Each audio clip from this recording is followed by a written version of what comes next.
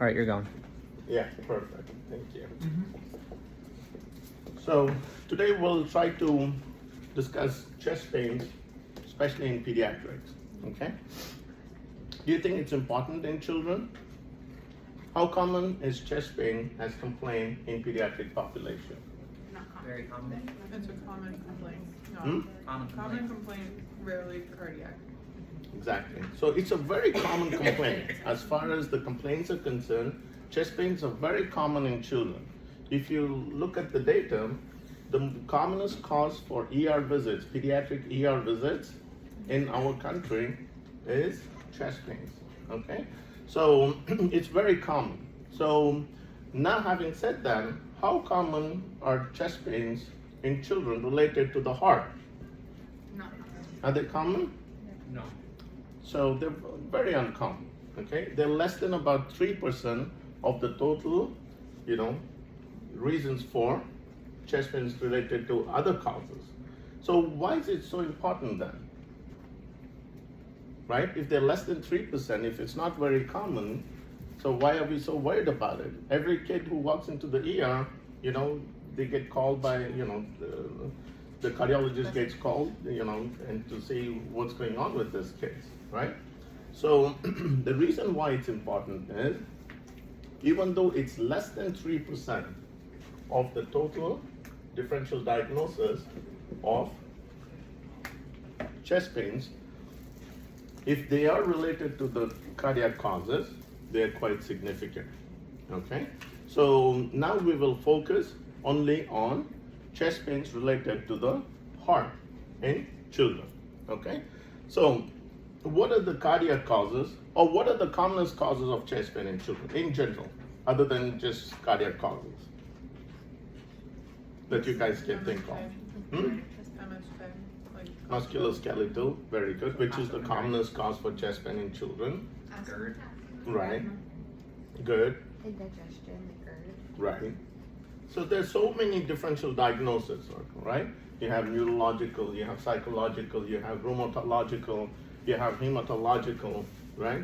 You have GI causes, you have pulmonary causes, you have cardiac causes. There's so many causes for chest pains, right? So now we'll just focus on cardiac causes of chest pain. So now coming to cardiac causes of chest pain, what are the commonest cardiac causes of chest pain in children?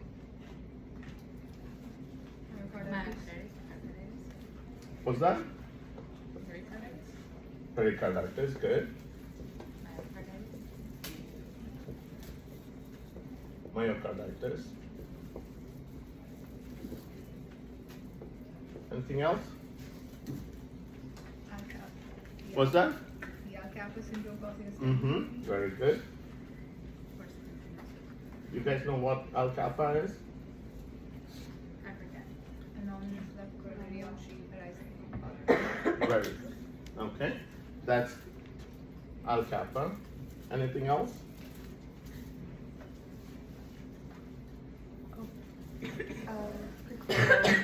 Precordial catch. What's that? The precordial catch syndrome. Mm-hmm. But is that cardiac? No, I guess not.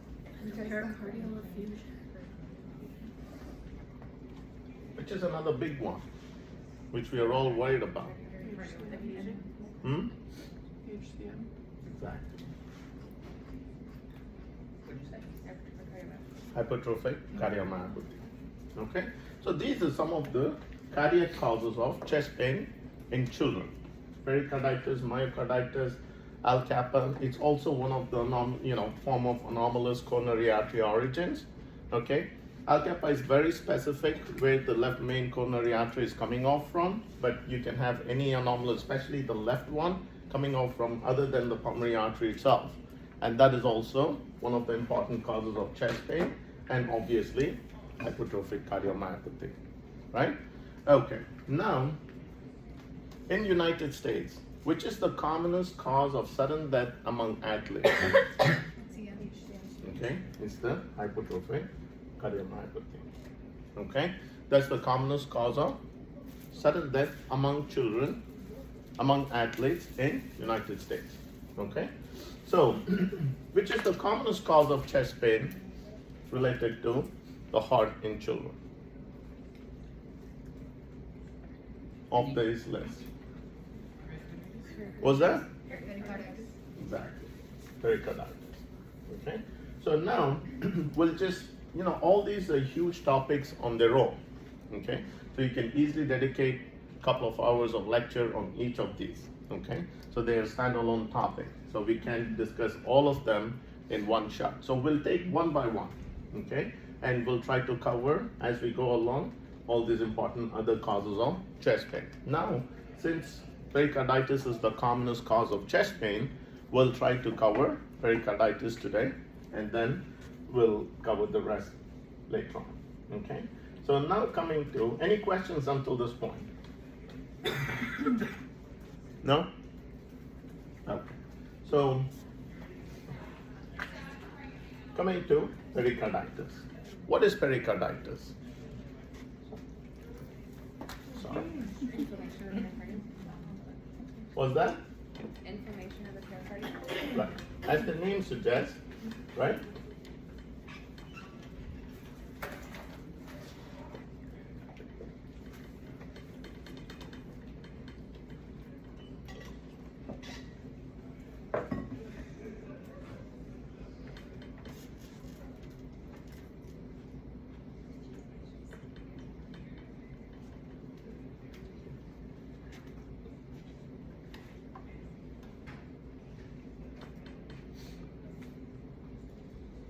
Okay, so as the name suggests, pericarditis is, what is pericardium?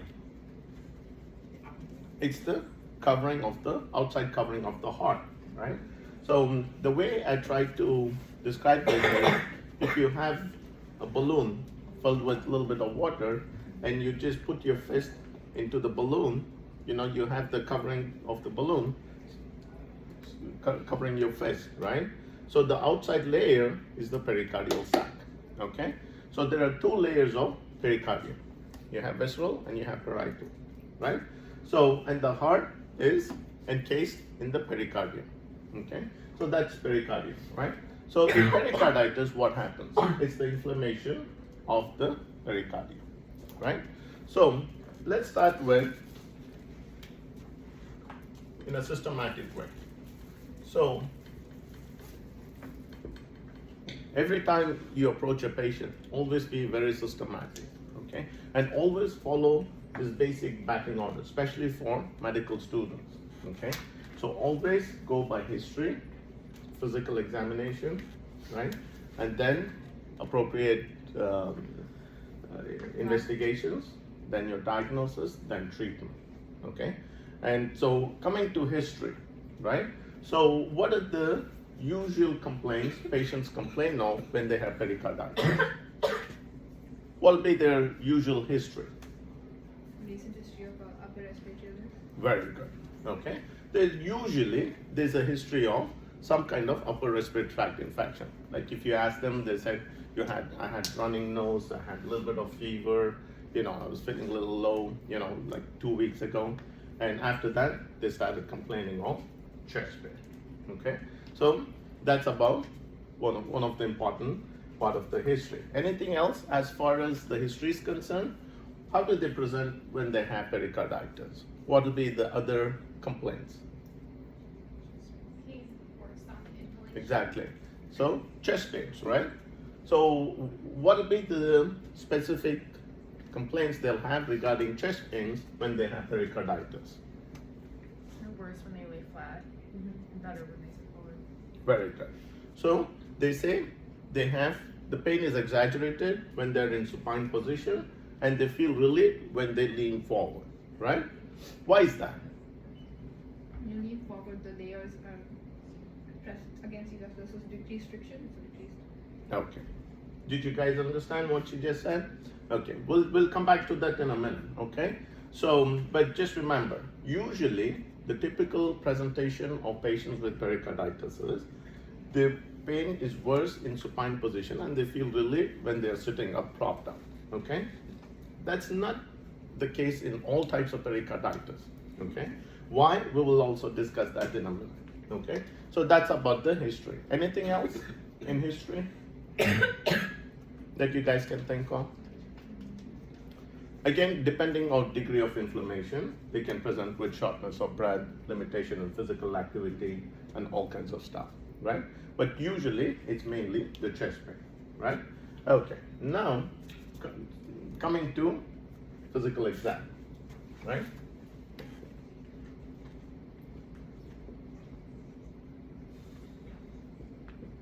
So what are the things you want to examine in these patients? And what will be your pertinent findings? Again, whenever you're examining, always be systematic. Always follow this order. Inspection,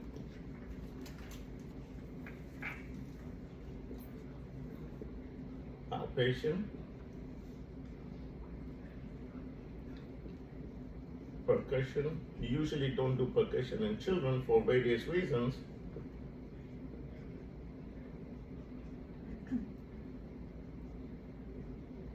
And auscultation. Okay, so if you're systematic, very rarely you'll miss anything important. Okay, so when you want to inspect these patients, say you took the history, you have a 10-year-old kid with history of running nose 2 weeks ago, now complains of chest pain from past couple of days, getting worse when he's lying down and feels a little better sitting up. Okay. So, based on your history, what will be your differential diagnosis? Most likely, you're dealing with pericarditis, right? History is so vital, I'm telling you. If you know how to take appropriate history, 70% of the time, you can make the diagnosis just based on history alone. And 20% of the time, if you do a good physical examination, okay? So just between history and physical examination, 90% of the time, you should be able to diagnose what's going on with this kid or with any patient, okay? And only 10% of the time you rely on other investigation modalities, whether it's imaging, blood work, whatever the case may be relevant to that particular case, okay? So history is so vital, okay? Just between history and physical, 90% of the time you should be able to say what's going on with this patient. Or at least you should be able to narrow down your differential to a great extent. Okay, so coming to inspection. So what are the things you want to inspect in these patients? You want to see, obviously, how the patient looks like, right? So is he in distress? Is he comfortable? In what position is he in? Okay, so depending on that, you can just tell what type of, how severe or how sick this kid is. For example, I had a kid. He was a teenager. He was like around 18 years old. And, when it was during summer, the weather was very hot. And this guy, he walks into my office and I just extended my hand to say hello to him and, to shake his hands. He would not shake his hands at all. He would just nod his head. And I'm like, this kid definitely doesn't look like he's comfortable, right? So I literally grabbed his hand to shake his hands, and it was cold, like ice. Whether it was like 80 degrees outside, it was like definitely something is not right with this kid. So when I put him, on the bed, I'm trying to feel his pulse. I can't feel his pulse. So just based on inspection, you can get an idea as to what's going on with this kid. With their, how sick they are. So inspection is a very useful, tool when you're doing a physical examination, okay? And also, obviously, you have to undress them appropriately to make sure that you don't miss anything. We have missed so many important things by just not undressing the patients appropriately and examining what's going on, okay? So that's about inspection. So in inspection, what do you want to look? You want to see if they're in distress or not. That's the first thing. If they're not, then you have all the time in your hand to go more systematically, whether what kind of posture is in, how his gait is and whatnot, okay? Then coming to palpation, okay? In palpation, what are the things you want to palpate? Relevant to our diagnosis, based on our clinical suspicion. You want to feel the pulses? Definitely. Don't forget to feel the pulses, okay? Pulses, that's why they're called vital signs, right? because it'll give you a lot of information as to what's going on with this patient. If you know how to feel, and if you know what those kind of pulses mean, you can get a lot of information just feeling the pulses. Low volume pulse, high volume pulse, full pulses, bounding pulses, there's so many, findings you can just get just based on feeling the pulses, okay? So feel for pulses. And what else do you want to feel for? On palpation. Like I said, feel the extremities. Look for capillary refill. See if the extremities are warm, if they're cold, whatever the case may be, and see what the capillary refill is, right? So that will also give an idea as to how severe or how sick this kid is, okay? How is all this relevant? We'll go back to pathophysiology and you'll understand that better, okay? But these are the things you want to look for. And obviously, in palpation, you can use palpatory method to check your blood pressure, and that is also obviously one of the vital signs, right? So that will give you a lot about the well-being of the patient, okay? So anything else in palpation? Pulses, blood pressure, extremities, capillary refill, all of that. Anything else? PMI with the. Very good, okay? So you want to feel for your apical impulse, right? What do you expect those patients to have in pericarditis? Where is your normal apical impulse? Very good, okay? Your apical impulse normally is just medial to your mid-clavicular line in the 4th or 5th intercostal space, right? So how does a normal apical impulse feel? It's very, it's so delicate, it just comes and touches your fingers, right? And you'll be able to feel the pulses. You should be able to feel the apical impulse, right? So what do you expect in patients with pericarditis? There's an effusion that may be a sustained. Okay. Do you agree with that? No. If there's an effusion, you won't feel it as much. So Exactly. See it as sustained. Right? So it's, depending on the degree of inflammation, you may feel apical impulse. They may be normal or they can be abnormal. It can be abnormal in what way? You may not feel the apical impulse itself. Okay, why? Again, we'll go back to pathophysiology in a second and you'll be able to understand as to why this happens in these patients. Okay, so that's about them. In percussion, do you do percussion in children? Usually we don't, right? Because if it's a small child, you don't want to bang on their chest, you lose their cooperation, they get scared, You don't want to lose the other vital information what you can get when the patient is cooperative, right? So that's why we usually don't percuss in children, although in older patients, if they're cooperative, depending on the degree of inflammation, it will be helpful, okay? And how that itself, depending on if you know how to percuss the heart, you can, figure out the size of the heart just based on percussion, if you know how to percuss it well, okay? So there are different ways to percuss the heart. We can talk about it, if you guys are interested, but because of, limitation of time, we'll just skip this part because we usually don't percuss in children, right? Okay, now coming to auscultation. So in auscultation, what findings would you expect in patients with pericarditis? Friction rub, good. Anything else? Pericardial knock, if there's effusion. Okay. Anything else? What will happen to your heart sounds? Muffled. Exactly. Okay? You'll have muffled heart sounds. And you can have pericardial rub. Okay? Again, if you have it, it's pathognomonic, meaning it's very specific to pericarditis. If you don't have pericardial rub, does that rule out pericarditis? No. Okay? And most of the time, we don't hear pericardial rub. Again, why? We'll go back in a second. Okay? So those are the usual findings: pericardial rub and muffled heart sounds. Muffled meaning you'll feel like the heart sounds are very distant. It's coming from a very distant location than what you're normally used to listening to heart sounds, right? So that's about your auscultations. Okay? Any questions at this point? Do you hear murmurs in these patients? Assuming it's No. just pericarditis? Usually not. Okay? So those are your physical findings. Okay? Any questions, students? Anybody else? Okay. So now, based on your history and physical examination, we think it is pericarditis, meaning you have a 10-year-old kid who presents with chest pain, with history of running nose 2 weeks ago, now complains of chest pain. On physical examination, his pulses are normal, you have pericardial rub, okay?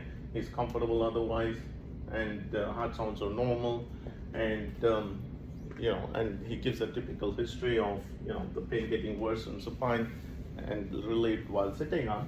So based on your history and physical examination, you're suspecting what? This patient to have pericarditis, right? So now coming back to pathophysiology, what happens in patients with pericarditis? When you have inflammation of the pericardium, what pathophysiological findings happen within the heart? I said there are 2 layers of pericardium, right? So it's a sac. Pericardium is like a sac. Like I said, when you fill up a balloon with a little bit of water and you push your fist into it, you have 2 layers, right? One hugging your fist and the outer layer, and in between you have fluid, right? So normally, do we have any fluid within the pericardial sac? Normally? Yes or no? You should. We all have, okay? Without the pericardial fluid, we'll all be in trouble, okay? It helps in lubricating the heart. So in an adult, approximately there's about 50 ml of fluid, pericardial fluid, which lubricates the heart, okay? So in patients with pericarditis, what happens? What happens to the fluid? Is it less? It is more? What's that? It can increase. Yeah, like any soft tissue inflammation, right? Say for example, you have some problems with your ligaments, your tendons or joints or whatever, right? So what will happen? How does the body react? You'll have swelling in that area, right? So pneumonia. When you have pneumonia, what is pneumonia? It's nothing but when you have inflammation of your lungs, it's collection of more fluid in that particular area, right? So same way, when you have inflammation of the pericardium, you'll have more fluid collection within the pericardial sac, okay? And what happens to the pericardium itself?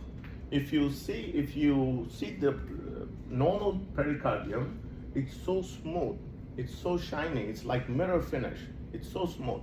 So when you have pericarditis, when you have inflammation, what happens to this pericardium? It becomes like sandpaper. It becomes rough because all these inflammatory cells get accumulated on the surface of the pericardium and it makes it very rough. So it'll be like sandpaper, right? So you'll have macrophages, leukocytes, all kinds of inflammatory cells which are surrounding the pericardium. And because of that, you have all these clinical findings, what we just discussed. What causes rub? It's the same thing, right? When your pericardium is smooth, you don't hear anything. Because like I said, when you have like mirror finish of the pericardium, when the heart is contracting and relaxing, you don't hear anything. But when it is rough, what happens? When you lie down in supine position, all the fluid gets collected behind the heart, and the 2 surfaces of the pericardium, they come close to each other and they rub against each other. And when they rub against each other, when they're like sandpaper, what do you hear? You hear the rub. Make sense? That's why you hear rubs in patients with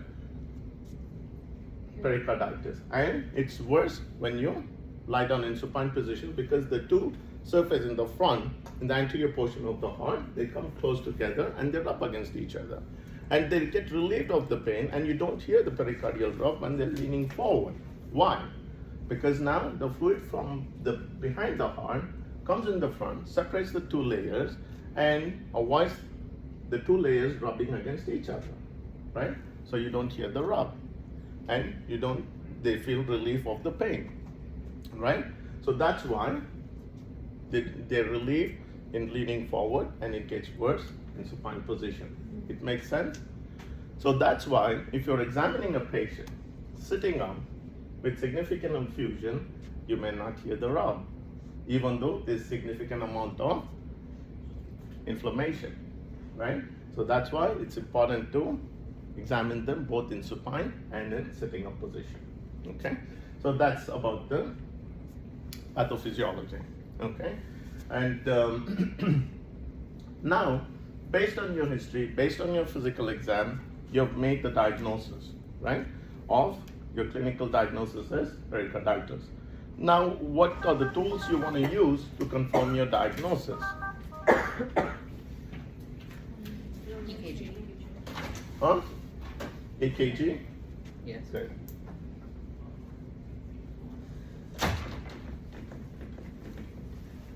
Okay, so how does EKG help you? Or what findings do you see on EKG when you have pericarditis? What? Widespread ST elevation. Okay. So this is your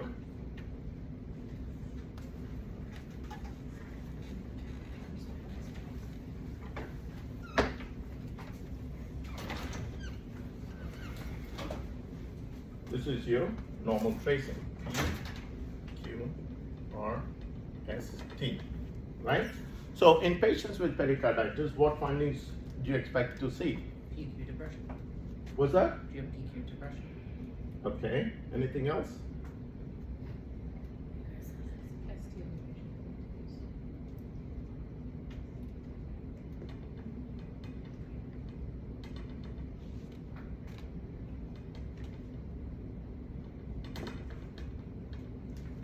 Okay, so this is the findings you tend to see in patients with pericarditis. Now, what's the difference between this and this? Between this tracing and this tracing, are they both same? Obviously not, right?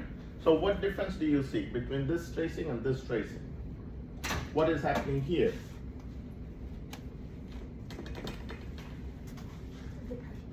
Exactly. And what part of the tracing is that called? It's PR segment, right? So PR segment depression, right? And what is happening here? Elevations. Okay, ST segment elevation.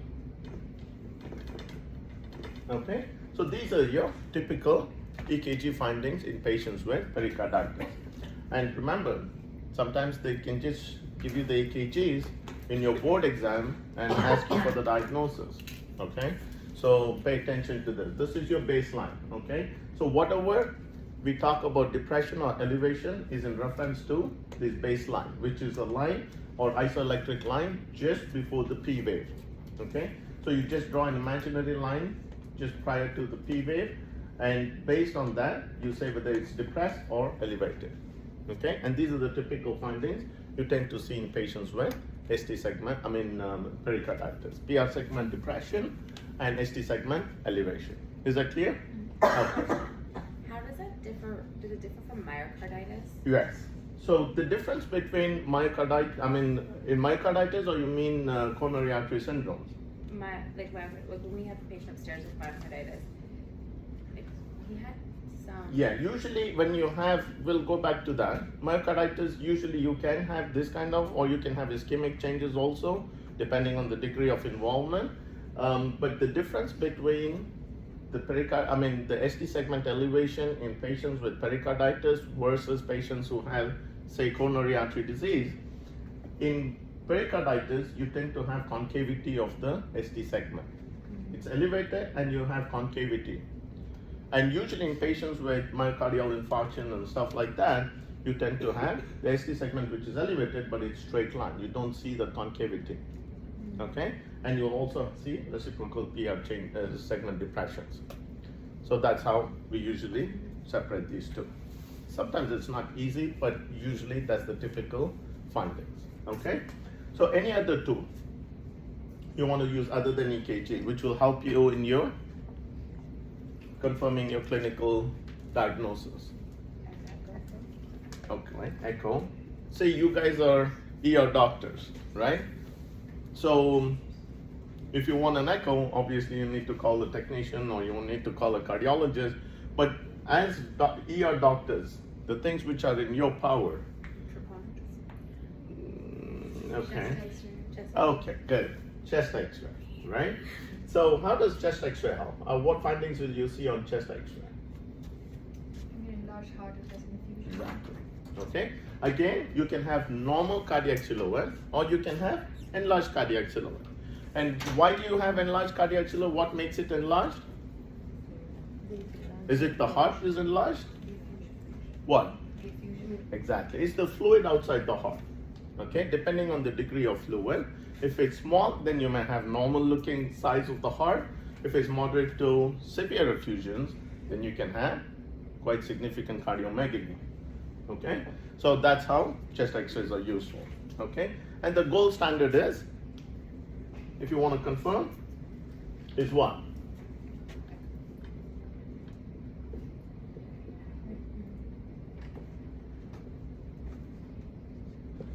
Echocardiogram, right? By echocardiogram, you can very accurately diagnose pericardial effusion. You can not just diagnose the effusion, you can also see the severity of effusion, how large the effusion is small, moderate, or large, okay? And not just that, and you can also see how the function is, right? So there's so many things you can diagnose based on echocardiogram. That's why nowadays it's kind of standard of care to do a quick sonogram in the ER when patients come with chest pains. Why? Mainly to rule out pericardial effusions and to look for the function. Okay? So gold standard is echocardiogram. Okay? So in echocardiogram we can easily see the fluid, the amount of fluid, how the function is, and all of that. Okay, so that's how you confirm the diagnosis. So you've done the echo and you have small to moderate degree of effusion. Say, just for discussion's sake, we'll say he has moderate degree of effusion. Okay, so now what do? How do you treat these patients? So we talked about history, we talked about physical exam, we talked about the tools which we can use to make the diagnosis, right? Now you've established the diagnosis, your next step is what you want to do with them. So what do you want to do? Okay, you want to treat these patients, right? So how do you treat these patients? Depends on the severity, I guess. Okay, so we're talking about moderate now. Moderate degree of effusion. So what do you want to do now? You want to say a little louder? Huh? You want to speak She for said her? NSAIDs. Okay, who said? She can't, Why she are has no you- voice right now. What's that? This is the loudest it goes. Oh boy. She got a bit laryngitis. Yeah. Okay. So this is your effusion. Okay, that's your fluid. Okay. So, treatment, right? So how do you treat NSAIDs? Okay. What kind of NSAIDs do you want to use? Okay. You can use any type of NSAIDs, like you can use ibuprofen, you can use colchicine, you can use indomethacin, okay? Any of those will help, okay? Adults are moving more towards colchicine because they get very good response to treatment with colchicine. So they straight away go for colchicine. In pediatrics, we usually try with, ibuprofen, or in older kids, we try with indomethacin. And sometimes we use colchicine also. If they're not, the first are not working, then we go to colchicine. Okay. So, say now, Logan asked an important question. He said depends on the severity, right? Say it's a small amount of fluid. Okay, how do we decide whether it's small, moderate, or large, right? That's other question. It all depends on the degree of fluid. There's no specific numbers where it says, above this number, it's small. From this number to this number, it's moderate, and above this is large. Okay, it's all relative based on, based on the size of the patient, the degree of fluid you see, and we can easily say whether it's small, moderate, or large. Okay, normally, even though you have some amount of pericardial fluid within the normal heart, when you do echoes, that fluid is so small, you don't pick that up on echoes normally. Okay, so when you start to see some amount of fluid, then that is a little more than norm. Okay, so if it's a little bit, then you can see, depending, this is the diaphragm, especially from the subcostal view, if this is the diaphragm, the heart sits on it, and normally you just see the diaphragm, which is white, and the pericardium also in white, and you don't see any gap between the two layers. Okay, when you have effusion, you can see there's a fluid collection between these two layers, which will look like black lines surrounding the heart. Okay, because fluid looks black on ultrasound, and you will see a small layer of black lines surrounding the heart. Normally, you just see a white line, which is a normal pericardium. Okay, so that's about it. So, say if it's small amount of fluid and the patient is symptomatic, do you want to treat or no? Okay. Yeah. Usually, even if it's small, we usually like to treat them at least for a week to 10 days. Why? Why are you worried about it? Why not just leave it? The kid is hemodynamically stable, running around playing, no problems. So why do you want to treat them? Because they're symptomatic. Yeah, he says, it's not much. I get pains here and there. It's not really that much. So, and by echo, everything else looks good except a small amount of fluid. Can it cause fibrosis eventually? What's that?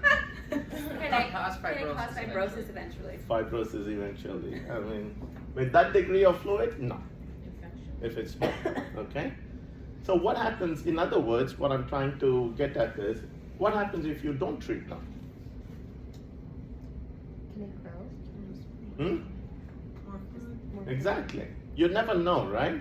Whether it's gonna stay the same way or it can get worse, right? So if it gets worse, then what? What will happen? Eventually, if you don't treat. Say the fluid gets bigger and bigger, then what happens? Exactly. Okay? They develop tamponade. Okay? So the And reason we treat it is to monitor progression. Is that why we would treat it?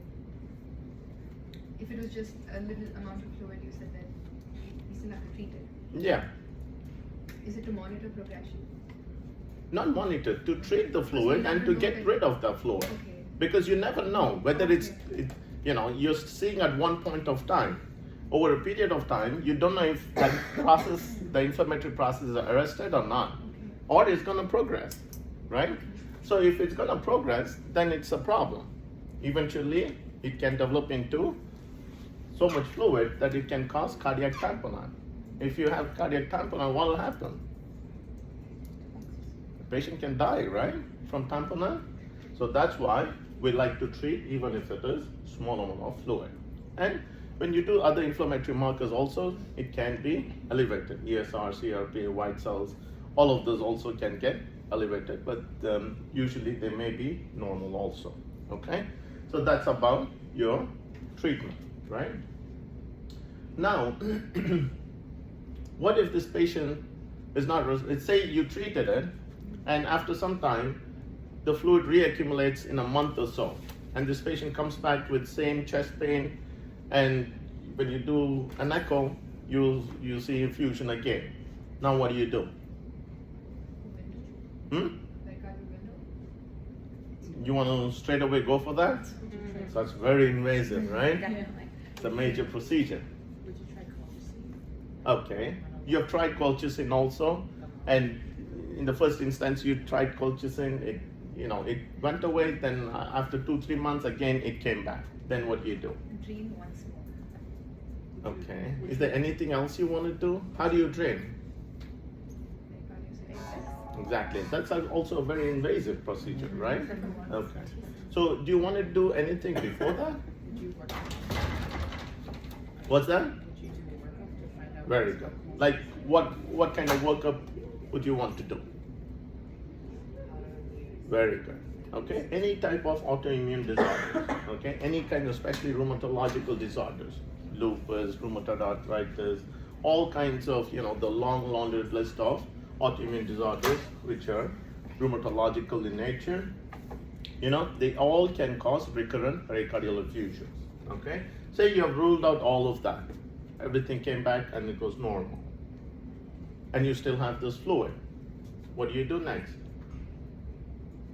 We treat them with steroids. That's where steroids come in place. Okay? So because in resistant cases or recurrent cases, we try steroids. Okay? So even after the steroids, if they're not getting better, then we resort to other invasive modalities, which is either pericardiocentesis. Okay? So what is pericardiocentesis? Obviously, you're trying to drain the pericardial sac. You put the patient in 45 degrees, position, and you enter through the Xiphi sternum area, the ultrasound guided, and you enter into the pericardial sac. This is your needle, right? You enter into the pericardial sac like this, and you slowly drain the fluid. Okay? So once you drain the fluid, then the patient will be relieved of their symptoms, the function will be back, and you can send the fluid for analysis and all of that. Okay? That's more invasive. Okay? So even after pericardiocentesis, if the patient keeps having recurrent pericardial effusion, then what do? That's when we go for more invasive stuff, like creating a pericardial window, which is nothing but making an opening within the pericardial sac, allowing the fluid to drain outside the pericardial sac, which will get absorbed in the lymphatic system within the chest wall, and it prevents reaccumulation of the fluid. Okay? Even if that doesn't get resolved, like you said, this is a chronic process now until you get to this point, right? So depending on the etiology, you can develop fibrosis within the pericardial sac. So when you develop fibrosis, what happens? You develop fibrostrand within the pericardial sac. When you develop fibrostrands, you create pockets of fluid within the pericardial sac. So even if you put the needle in one area, you're just draining that pocket. The rest of it is loculated. So in those cases, even if you create a window, the same situation arises, right? So in those cases, what we do is, they do pericardial stripping. They just take off the whole outside layer of the pericardium and then let it drain into the pericardial sac, and that's how we treat. Yeah, okay. So that's how we treat pericarditis. Any questions? I have a question. Yeah. Between NSAIDs and colchicine, is there like a preference in children to use NSAIDs, or do they work? Like, is there efficacy? I mean, the only downside, in my experience, what we have had with children or even in older kids, once you start with colchicine, usually it takes a very long time to get rid of the fluid. You have to keep them for weeks or sometimes even months. So NSAIDs are more better efficacy to treat it. Is that why you prefer NSAIDs? Yeah, it's Okay. short duration, Okay. and you can see the response. Okay. And we usually in pediatrics, we usually reserve it for more resistant cases because they have to be on a long term for, like I said, weeks and months sometimes. And compliance issue is there with children. So if you can treat it with the smaller guns, fine. If not, then we use colchicine. But adults, from what I heard, they usually go straight to colchicine because they respond well, and their the compliance issue is not as much compared to children, so they respond better there. Okay, and just finishing up with this, what are the causes? What is the etiology of pericarditis? There's so many causes, right? Viral, bacterial, fungal, right? So of them, which is the commonest one? Viral. viral. Okay, and the viruses also, they keep changing every few years.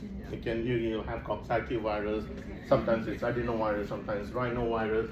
Every few years we keep having the different strains of viruses, but the commonest ones are viruses. Okay, and that's why usually they're not that bad. Okay, but if it is bacterial or fungal, those patients are very sick. They're very sick, and you have to be very aggressive in treating, and it's not an easy thing. Okay, it's not pretty at all. Okay, and also remember, most of the patients who have pericarditis can have a little bit of myocardial involvement also, where we call myopericarditis, because the myocardium is hugging to the pericardium, right? So you can have some degree of myocardial involvement also. So how do we diagnose that? If the myocardium is involved or not, it's based on the function, on echo. If you have poor function, that's the diagnosis of myocarditis. I think they need this room, so we'll stop at this and we'll continue. Thank